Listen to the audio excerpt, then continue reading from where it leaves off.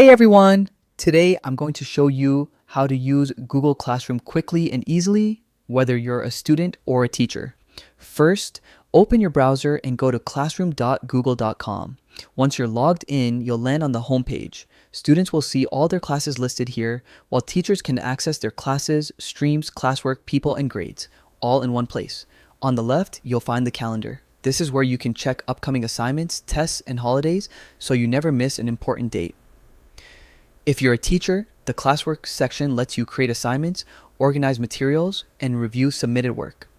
The People tab lets you manage students, and the Grades tab keeps track of everyone's progress. You can even customize notifications to stay updated on comments, submissions, or private messages. Now, let's talk about joining or creating a class. To create a class, click the plus icon, select Create Class, fill in the class name, section, subject, and room, then click Create. You'll get a class code that you can share with students so they can join directly. To join a class, simply click the plus icon, select Join Class, and enter the code provided by your teacher. And that's it. With just a few clicks, you can stay organized, manage assignments, and keep track of everything in Google Classroom. Thanks for watching, and now you're ready to make the most out of Google Classroom.